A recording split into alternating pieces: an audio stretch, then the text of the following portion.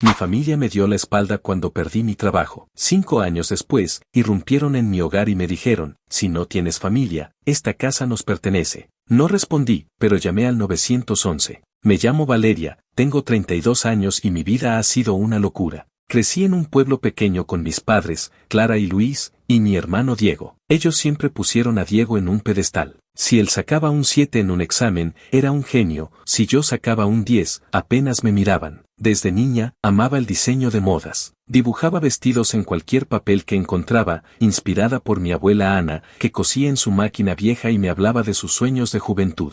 Pero mis padres querían que fuera enfermera, algo seguro. Para ellos, mi pasión era una tontería. A los 18, me cansé y me fui de casa. Quería estudiar diseño de modas, aunque sabía que nadie me ayudaría a pagarlo. Me mudé a Filadelfia, trabajé en cafeterías, limpié mesas y ahorré cada centavo para una escuela técnica. No fue fácil. Vivía en un apartamento diminuto que olía raro, pero estaba persiguiendo mi sueño. Mi abuela Ana siempre me decía, si tienes un sueño, poséelo con hilo fuerte. Eso me mantenía en pie. Conocí a Lorena en la escuela, una amiga que siempre me hacía reír con sus chistes malos. Soñábamos con tener nuestras propias marcas, ella con accesorios, yo con ropa. Conseguí un trabajo en un taller de diseño, nada glamoroso, pero aprendía mucho. Todo iba bien hasta que llegó la recesión. El taller cerró y me quedé sin empleo. En pocos meses, mis ahorros se acabaron y me echaron de mi apartamento. Terminé viviendo en mi auto, un cacharro viejo que apenas funcionaba. Dormía en el asiento trasero, con una manta rota,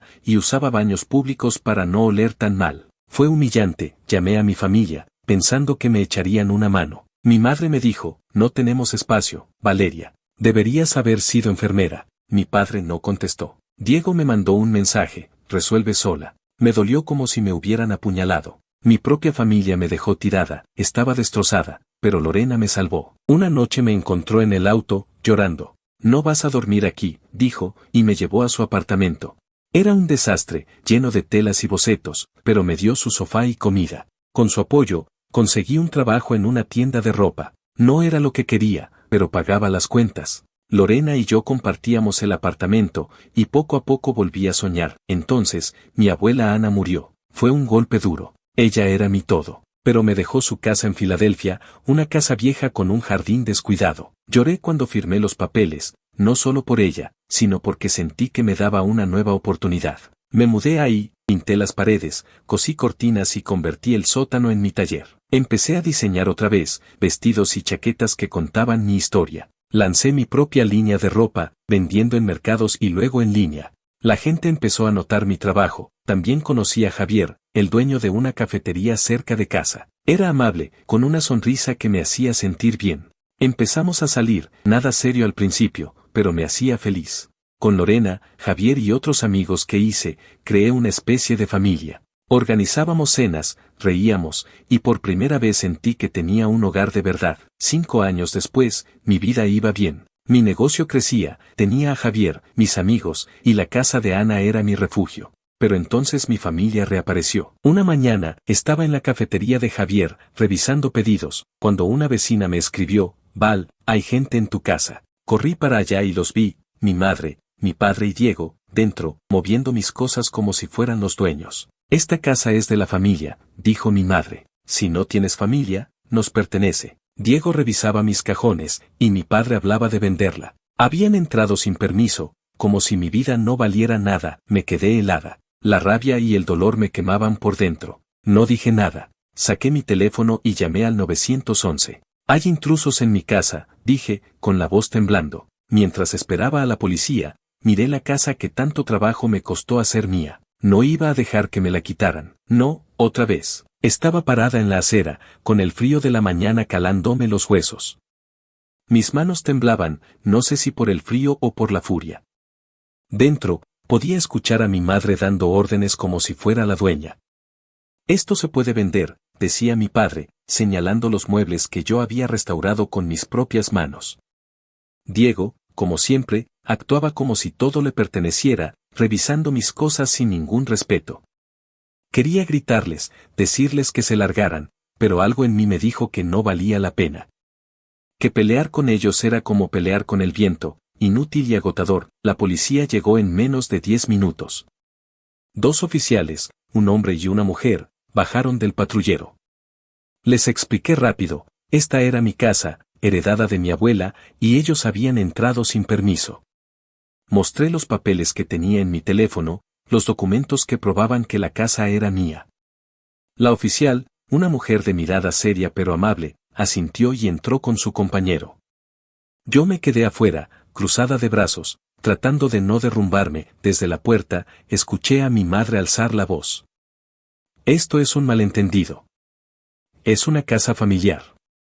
Su tono era el mismo que usaba cuando me regañaba de niña, como si todavía tuviera poder sobre mí. Diego intentó meterse, diciendo algo sobre derechos y que yo no merecía la casa porque no era parte de la familia. Mi padre, fiel a su estilo, se quedó callado, dejando que mi madre y Diego llevaran la batuta. Los oficiales no se dejaron impresionar. Les pidieron identificación y les explicaron que estaban cometiendo allanamiento. Si no tienen documentos que prueben que esta casa es suya, tienen que salir ahora, dijo la oficial. No sé cómo describir lo que sentí cuando los vi salir. Mi madre tenía la cara roja de rabia, Diego me lanzó una mirada que podría haber matado, y mi padre ni siquiera me miró. Subieron a su auto, un sedán viejo que parecía a punto de desarmarse, y se fueron. Los oficiales me aseguraron que podía pedir una orden de restricción si volvían a molestarme. Les di las gracias, pero cuando se fueron, me senté en la escalera de la entrada y me puse a temblar. No era miedo, era algo más profundo. Era la certeza de que mi familia no solo me había dado la espalda años atrás, sino que ahora querían arrancarme lo poco que había construido. Entré a la casa y revisé todo. No habían roto nada, pero habían movido mis cosas, los bocetos en mi taller, las telas que tenía organizadas, incluso un marco con una foto de mi abuela Ana. Me dio asco pensar que habían tocado mi mundo sin permiso. Llamé a Lorena y le conté todo. ¡Qué cara dura!, gritó por el teléfono. Val, tienes que protegerte. Esa gente no va a parar. Tenía razón. Lorena siempre tenía razón. Me dijo que fuera a la cafetería de Javier, que no me quedara sola. Agarré mi chaqueta y salí. Cuando llegué, Javier me vio la cara y supo que algo andaba mal. Me llevó a una mesa en la esquina, me puso un café delante y me escuchó sin interrumpir. Le conté todo, la traición de mi familia cuando perdí mi trabajo, cómo me dejaron en la calle, y ahora esto. Él apretó mi mano y dijo, esa casa es tuya, Valeria. Nadie te la va a quitar. Y si lo intentan, van a tener que pasar por mí. Sonreí por primera vez en el día. Javier no era de promesas vacías, y saber que lo tenía de mi lado me dio fuerza. Esa noche, Lorena y Javier se aparecieron en mi casa con comida china y una botella de vino barato. Esto es una intervención, bromeó Lorena. No vamos a dejar que te deprimas por esos idiotas. Comimos, reímos, y por un momento olvidé el desastre. Pero no podía ignorarlo por completo. Sabía que mi familia no se iba a rendir tan fácil. No era solo la casa, era como si quisieran castigarme por haber salido adelante sin ellos. Al día siguiente, fui a la comisaría y pedí la orden de restricción. No fue tan complicado como pensé. Llené unos formularios, conté lo que había pasado, y me dieron una cita con un juez para la semana siguiente. Me sentí un poco más segura, pero también agotada. Era como si cada paso que daba para protegerme me recordara lo sola que había estado antes. Decidí que necesitaba hablar con alguien, no solo con mis amigos. Busqué un terapeuta y concerté una cita. No estaba lista para abrirme del todo, pero quería empezar a sanar las heridas que mi familia seguía abriendo. Mientras tanto, mi negocio seguía creciendo. Había conseguido un par de clientes grandes, boutiques que querían vender mis diseños. Pasaba noches enteras en mi taller, cosiendo, dibujando, creando. Era mi forma de escapar, de recordarme que valía algo. Pero también estaba en guardia. Cada ruido en la casa me ponía nerviosa, cada auto que pasaba lento por la calle me hacía mirar por la ventana. No quería vivir con miedo, pero no podía evitarlo. Una semana después, pasó algo que no esperaba. Recibí una carta. No tenía remitente, pero reconocí la letra de mi madre. La abrí con las manos temblando. Era una mezcla de súplica y amenaza. Decía que estaban en problemas de dinero, que habían perdido su casa y que por derecho la casa de mi abuela debería ser de todos. Terminaba con una frase que se me quedó grabada: si no nos ayudas, vamos a hacer las cosas por las malas. No era una carta, era una declaración de guerra. Llamé a Lorena y le leí la carta. Esto es una locura, dijo. Tienes que enseñársela a la policía. Fui a la comisaría otra vez y se la mostré al oficial que me había ayudado antes. Me dijo que era una prueba más para la orden de restricción y que, si pasaba algo más, podían arrestarlos. Pero también me advirtió que tuviera cuidado. La gente desesperada hace cosas estúpidas, dijo. Salí de ahí sintiéndome más pesada que nunca. Esa noche, Javier se quedó en mi casa. No se lo pedí, pero él insistió. No voy a dejar que pases por esto sola, dijo. Nos quedamos despiertos hasta tarde, hablando en el sofá. Me contó de su familia, de cómo él también había tenido que pelear por su lugar en el mundo. Su cafetería no siempre había sido un éxito, hubo años en los que apenas sobrevivía. Pero aquí estoy, dijo, y tú también. Somos más fuertes que ellos. Sus palabras me dieron un poco de paz, pero no podía quitarme de la cabeza la carta de mi madre. Los días siguientes fueron tensos. Seguía con mi rutina, trabajaba en mis diseños, iba a la cafetería, hablaba con mis clientes. Pero siempre estaba mirando por encima del hombro. Mis amigos se dieron cuenta y trataron de mantenerme ocupada. Lorena me arrastró a un mercado de artesanías, donde vendí algunas piezas y conocía a otros diseñadores. Era un recordatorio de que mi vida era más grande que el drama con mi familia. Pero no podía relajarme del todo. Una tarde, mientras estaba en el taller, recibí un mensaje de Diego. Era una foto de la casa, tomada desde la calle. No decía nada, solo la imagen. Mi corazón se aceleró. ¿Estaban vigilándome? Llamé a Javier y le conté. Voy para allá, dijo, y en 15 minutos estaba en mi puerta. Revisamos la casa juntos, pero no había nadie. Le mostré la foto a la policía, y me dijeron que lo añadirían al expediente. Pero no podían hacer mucho con una simple foto. Esa noche no dormí. Me quedé en mi taller, con una lámpara encendida, cosiendo como si mi vida dependiera de ello. Cada puntada era una forma de mantenerme cuerda. Pensé en mi abuela Ana, en cómo ella nunca se rindió, incluso cuando la vida le dio 1000 razones para hacerlo. Me pregunté qué diría si me viera ahora, enfrentándome a mi propia familia.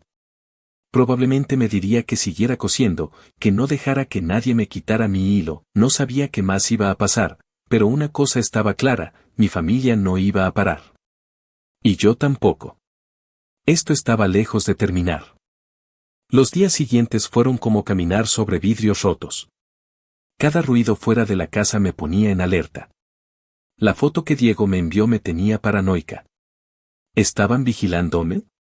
¿Planeaban algo más? No quería vivir así, mirando por la ventana cada 5 minutos, pero no podía evitarlo. Fui a mi cita con el juez para la orden de restricción. Me temblaban las manos mientras explicaba todo: el allanamiento, la carta de mi madre, la foto de Diego.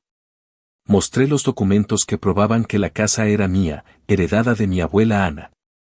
El juez, un hombre mayor con cara de pocos amigos, escuchó sin interrumpir.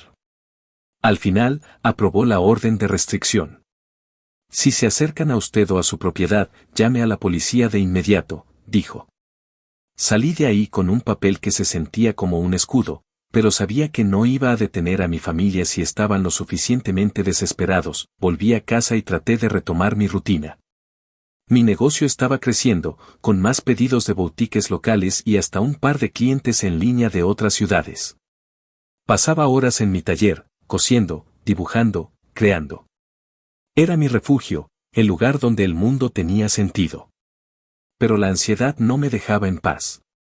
Hablé con mi terapeuta, una mujer tranquila que me escuchaba sin juzgar. Le conté cómo me sentía traicionada, cómo la casa de mi abuela era más que un lugar para vivir, era mi victoria, mi prueba de que podía salir adelante. Ella me sugirió escribir lo que sentía, no para mostrarlo, sino para sacarlo de mi pecho. Empecé a hacerlo, garabateando en un cuaderno entre bocetos de vestidos. Escribía sobre el dolor, la rabia, pero también sobre la fuerza que había encontrado en mí misma. Javier y Lorena fueron mi ancla. Javier venía a casa casi todas las noches después de cerrar la cafetería, trayendo sobras de pastel o café que ya nadie quería. Para la diseñadora estrella, bromeaba. Lorena, por su parte, me arrastraba a eventos de artesanos o a tomar algo para sacarme de mi cabeza. Una noche, mientras comíamos pizza en mi sala, Lorena dijo: Val, tienes que ponerle un candado a esto. No solo a la casa, a tu vida. Esa gente no merece un pedazo de ti. Sabía que tenía razón, pero cortar lazos con mi familia, aunque fueran tóxicos, no era tan fácil. Eran mi sangre, aunque me doliera admitirlo. Unos días después, pasó lo que temía. Era sábado, y estaba en un mercado vendiendo mis diseños. Había tenido un buen día, con varias ventas y charlas con otros artesanos que me dieron ideas nuevas. Me sentía viva, como si el mundo por fin estuviera de mi lado. Pero cuando volví a casa, vi un auto estacionado frente a mi puerta. Era el mismo sedán viejo de mi familia. Mi corazón se aceleró. Bajé del auto con las manos apretadas y vi a Diego en la acera, fumando un cigarrillo. Mi madre y mi padre estaban sentados en los escalones de la entrada, como si estuvieran esperando a que les abriera la puerta. ¿Qué hacen aquí?, pregunté, tratando de mantener la voz firme. Mi madre se puso de pie, con esa mirada que usaba para intimidarme de niña.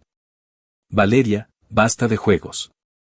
Esta casa no es tuya, es de la familia. Estamos en la calle por tu culpa. Diego dio una calada y agregó: si no nos das lo que nos corresponde, vamos a pelear por esto en la corte. Mi padre, como siempre, no dijo nada, pero su silencio era igual de pesado. No me moví. Saqué mi teléfono y marqué al 911, sin quitarles los ojos de encima. Hay personas violando una orden de restricción en mi propiedad, dije, lo suficientemente alto para que me escucharan. Mi madre abrió los ojos como platos. ¿Llamaste a la policía? Eres una desagradecida, gritó. Diego tiró el cigarrillo al suelo y dio un paso hacia mí, pero me mantuve firme. No se acerquen, dije. Ya no soy la niña que podían pisotear. La policía llegó rápido. Esta vez, no hubo discusión. Les mostré la orden de restricción, y los oficiales esposaron a Diego cuando intentó hacerse el valiente. Mi madre lloraba, diciendo que yo estaba destruyendo a la familia, y mi padre solo miraba al suelo. Los subieron al patrullero y se los llevaron. Me quedé temblando, pero no de miedo. Era rabia, alivio y algo más, una sensación de que, por fin, estaba tomando el control. Esa noche, Javier y Lorena vinieron a casa. Les conté todo, y Lorena aplaudió como si estuviera en un partido. Eso, Val. Que se jodan, dijo, levantando su cerveza. Javier me abrazó y dijo: estoy orgulloso de ti. No dejaste que te aplastaran.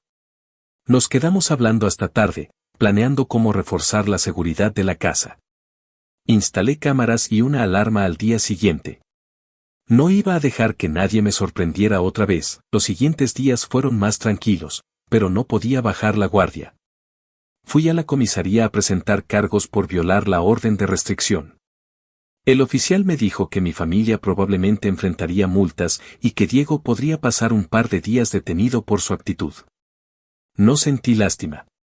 Habían tenido 1000 oportunidades de ser diferentes y eligieron ser así. En terapia, empecé a trabajar en algo que nunca pensé que necesitaría: perdonarme a mí misma. Por años, creí que la forma en que mi familia me trataba era mi culpa, que no era lo suficientemente buena. Mi terapeuta me ayudó a ver que no era así. Tú no puedes controlar lo que ellos hacen, me dijo, pero puedes controlar cómo te tratas a ti misma. Empecé a soltar la culpa, poco a poco, como si estuviera descosiendo un vestido viejo que ya no me servía. Mi negocio seguía creciendo. Una boutique en Nueva York pidió una colección completa, y pasé semanas trabajando sin parar. Era agotador, pero también emocionante. Cada puntada, cada diseño, era una forma de reclamar mi lugar en el mundo. Lorena me ayudó con la logística, y Javier se convirtió en mi crítico no oficial, diciendo cosas como: ese vestido es puro fuego, pero ponle más bolsillos. Me hacía reír, y eso valía oro. Una noche, mientras cosía en mi taller, recibí una llamada de un número desconocido. Era mi padre. Su voz sonaba cansada, diferente. Dijo que lo sentía, que no quería que las cosas llegaran tan lejos. Me pidió que retirara los cargos y que habláramos como familia. Por un segundo, quise creerle. Pero luego recordé todas las veces que se quedó callado mientras mi madre y Diego me aplastaban. No hay nada que hablar, dije. Esta es mi casa, mi vida. No vuelvas a llamarme. Colgué y bloqueé el número. Fue liberador, como cortar un hilo que me había estado ahorcando por años. Con el tiempo, mi familia dejó de molestarme. Supe por un primo lejano que se mudaron a otro estado, todavía con problemas de dinero, pero ya no era mi problema. La casa de mi abuela seguía siendo mi hogar, llena de vida, de risas, de amor. Organicé una gran cena para mis amigos, con Lorena haciendo sus chistes malos y Javier sirviendo café como si fuera un barista profesional. También invité a algunos vecinos y artesanos que había conocido en los mercados. La casa estaba llena de gente que me quería de verdad, mi familia elegida. En terapia, aprendí a ponerle nombre a lo que había construido, una vida mía, cosida con hilo fuerte, como diría mi abuela Ana. No necesitaba la aprobación de mi familia biológica, porque había encontrado algo mejor. Mis diseños se vendían cada vez más, y hasta empecé a dar talleres para jóvenes que querían aprender a coser. Era mi forma de devolverle al mundo lo que mi abuela me dio a mí. Ahora, cuando miro la casa, veo más que paredes y muebles. Veo mi historia, mis caídas, mis victorias. Veo a la niña que dibujaba vestidos en pedazos de papel, a la mujer que durmió en su auto y a la que está aquí ahora, cosiendo su futuro. Mi familia intentó quitármelo todo, pero no lo lograron. Y nunca lo harán.